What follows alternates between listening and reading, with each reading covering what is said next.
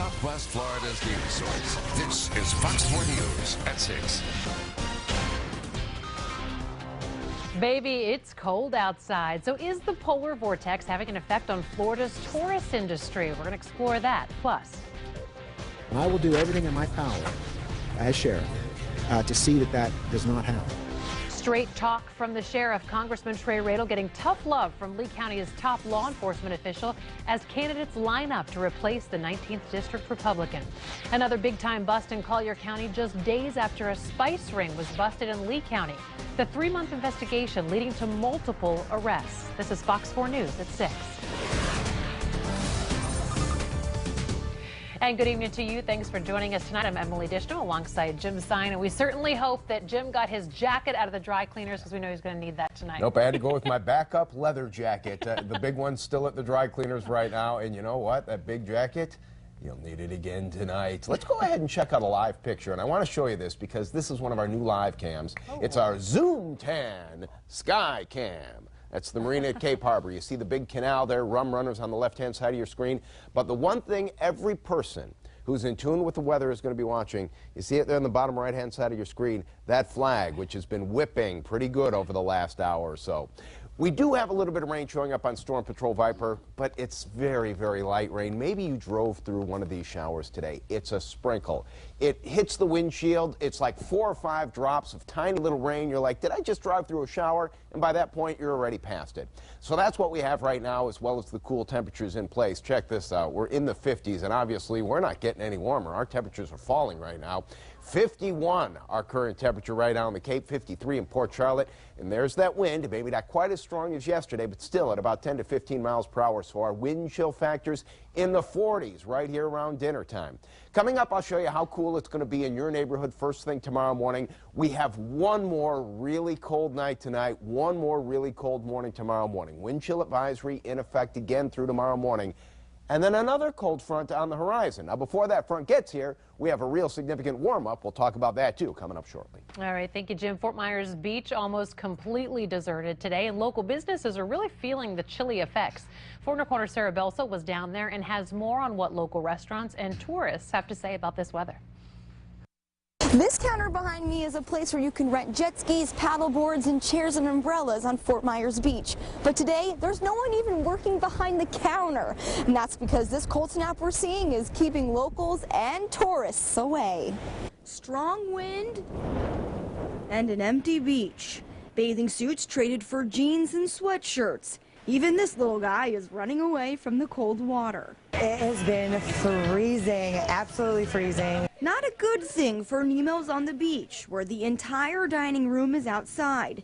Even though the flaps were down and the heaters were on, almost all of the tables were empty during the lunch hour. All day, people trying to call off work, no one wants to come down here. I mean, it's definitely a life changer. But some brave tourists, like Pat and Lee Barnes, didn't let a little cold weather dampen their vacation.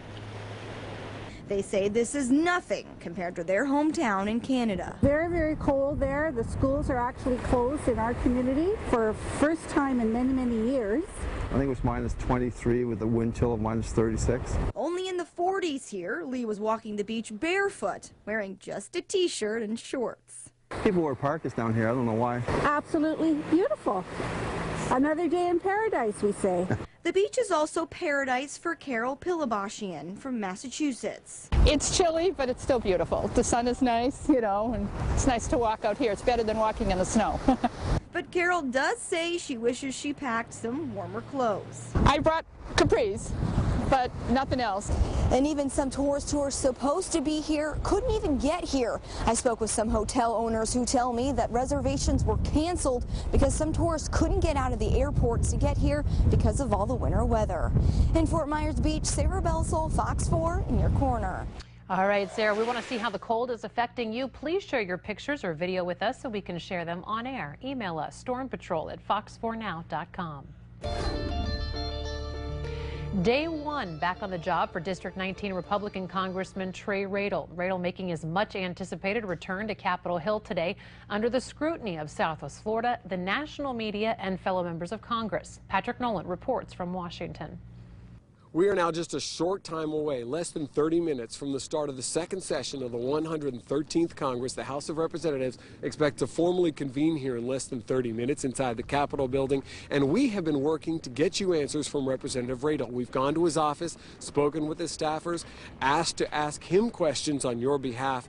We haven't been able to get in touch with him directly so far. We've been also reaching out to other members of the Southwest Florida Congressional Delegation, Representative Rooney, who represents Charlotte County, as well as Representative Diaz-Balart, who represents part of Collier County. The big question tonight is how are his other colleagues here on Capitol Hill going to receive Representative Radel?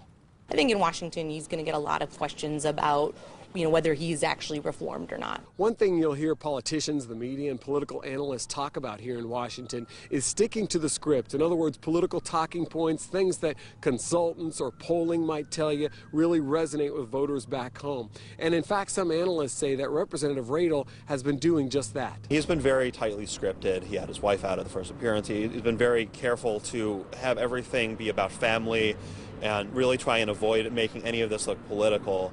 And that's a smart strategy. Now, the question is how much of this is authentic, and that's really in the eye of the beholder. That's what the voters are going to have to decide. Once again, the start of the House of Representatives session expected to happen here just in less than 30 minutes. We will continue to stay here in D.C. to work to get you answers from Southwest Florida Congressman Trey Radel. Reporting from Washington, D.C., Patrick Nolan, Fox 4, in your corner. And still to come tonight, more reports from Patrick in Washington at 6:15, taking a closer look at Radel's political survival strategy. At 6:30, the congressman's prospects for re-election, and at 6:45 tonight, why the House Ethics Committee could go easy on Radel in their investigation. That's all coming up. Now, one of the growing number of candidates lining up to replace Radel making it official today. Dr. Paige Kriegel, a Republican, announcing his candidacy in front of his office there at Page Field. Kriegel stressing that his candidacy is about restraint, maturity, and accountability. And Kriegel implied he would not cater to any fringe groups interested in shutting down the government. The problems inherent with the Obamacare rollout are much deeper than the website glitch, but it seems like it's here to stay, so we're going to need folks with experience to get to work and start fixing it. Kriegel touts himself as a fiscal conservative with a track record to prove it. He points out that while representing Lee County in the Florida legislature, he helped balance the budget each and every year. While Dr. Paige Kriegel has officially thrown his hat into the ring for District 19, another political heavyweight has managed to steal some of his thunder without even saying a word. Well, sort of. Four Corners' Warren Wright is here to help us read through the political tea leaves. Warren? Well, all right. State Senator Elizabeth Benaquisto is now running political advertisements. But to put this into perspective, she holds the highly respected position of Senate Majority Leader. It would be unheard of for her to have a primary opponent. And the election is more than 8 months away. So why a sudden push of TV commercials now? There are a number of political prognosticators that say the answer is obvious.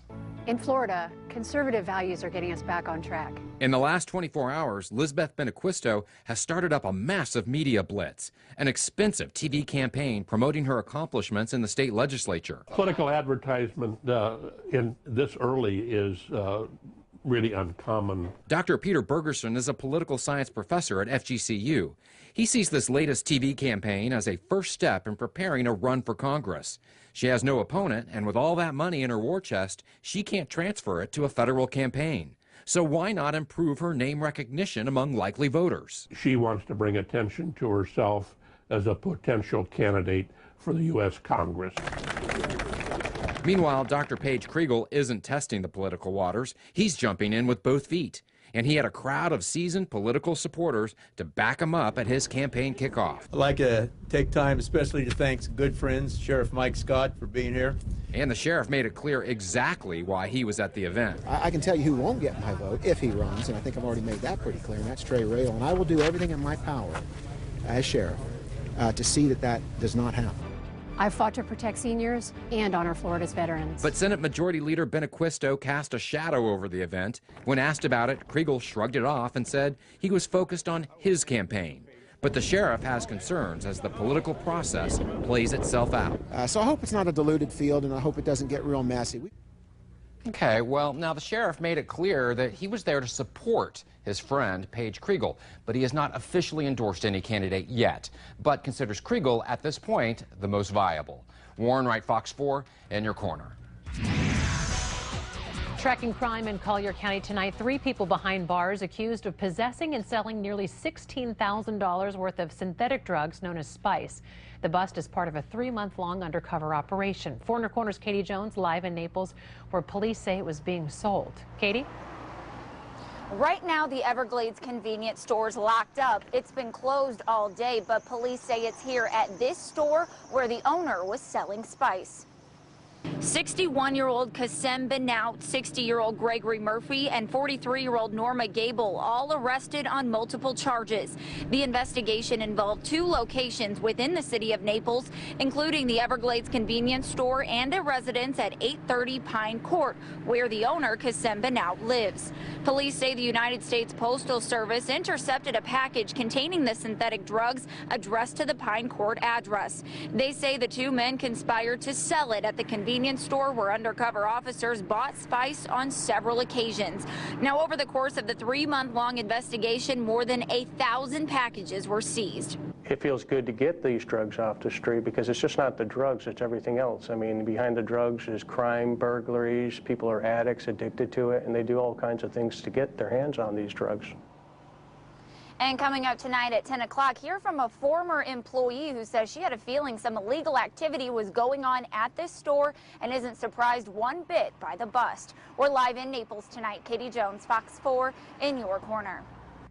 A Cape Coral realtor who admitted to defrauding investors out of millions of dollars sentenced to 6 years in prison tonight.